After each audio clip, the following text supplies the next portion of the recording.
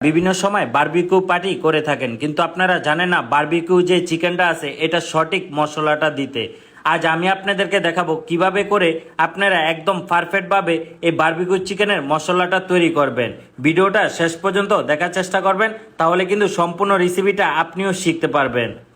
First আমার এখানে 10টার মতো মুরগি আছে, আর এক একটা মুরগি 4 পিস করে কেটে নিয়েছি। কাটার পরে দেখেন মুরগিগুলো আমি কিন্তু ভালো করে মাংসটা কেটে নিয়েছি, যাতে ভিতরে পারফেক্টভাবে মশলাটা ঢোকে। এখন হাফ কেজির মতো আদা রসুন পেস্ট দিয়ে দিলাম 10টা মুরগির জন্য। তারপরে এখন দিয়ে দিলাম 3 টেবিল চামচের মতো বাদাম পেস্ট। বাদামের ভিতরে চীনা বাদাম, কাজু বাদাম, পেস্তা বাদাম, কাঠবাদাম মিক্স করা আছে। এখন দিয়ে দিলাম টক দই প্রায় 250 গ্রামের মতো। এখন দিয়ে দিব কিকুমির সয়া সস, আমার এখানে প্রায় 150 গ্রামের মতো কিকুমির সয়া সস দিয়ে দিলাম। এখন দিয়ে দিব ওয়েস্টার সস, আমার এখানে প্রায় 100 গ্রামের মতো ওয়েস্টার সস দিয়ে দিলাম। আমি কিন্তু থাই ওয়েস্টার সসটা ব্যবহার করেছি। তারপরে দিয়ে দিলাম 2.5 টেবিল চামচের মতো লবণ।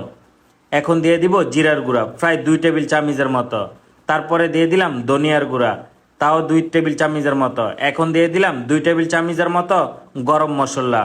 এখন দিয়ে দিব হোয়াইট পেপার প্রায় 1 টেবিল চামচের মতো হোয়াইট পেপার দিয়ে দিলাম। তারপরে দিয়ে দিলাম বিট লবণ 1 টেবিল চামচের মতো। তারপরে দিয়ে দিলাম 1 টেবিল চামচের মতো চাট মশলা। এখন দিয়ে দিব কাশ্মীরি চিলি।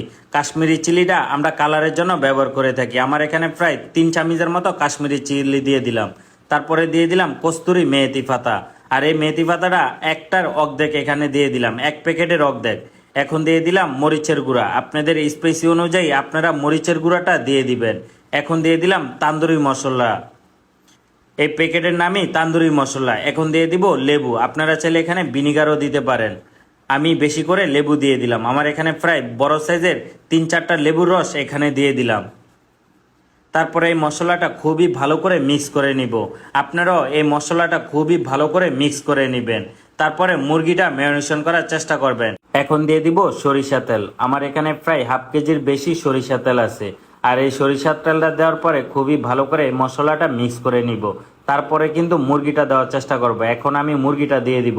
মুরগিটা দেওয়ার পরে এই মশলা দিয়ে আপনারা চাইলে প্রয়োজন করে ডিপ ফ্রিজেও রেখে দিতে পারেন, অথবা কিছুক্ষণ রেখে আপনারা সাথে সাথে কয়লাতেও পড়তে পারেন, অথবা ওভেনেও পুড়ে খেতে পারেন, অথবা আপনারা ফ্রাই প্যানেও পুড়ে খেতে পারেন।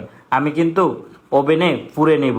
আমরা কিন্তু তান্দুরি চিকেনটা ওভেনে পুড়ে নিই, আমাদের এখানে ওভেন আছে, সেজন্য আমরা ওভেনে পুড়ে নিই। আমরা একসাথে 15 পিস, 20 পিস, 30 পিস এরকম করে আমরা ওভেনে পুড়ে নিই। আপনারা চাইলে কয়লাতে পুড়ে খেতে পারেন, কারণ কয়লাতে পড়লে সব থেকে বেশি মজা হয়ে থাকে। বড় ওভেনে তান্দুরি পোড়ার সময় আপনারা টাইম নেবে মিনিমাম 30 থেকে 35 মিনিট। উপরে 300 হিট, নিচে 250 হিটে এই তান্দুরিটা আমরা পুড়ে নেই। তারপরে তান্দুরিটা পোড়া শেষে এরকম করে তেল ব্রাশ করে দিবেন।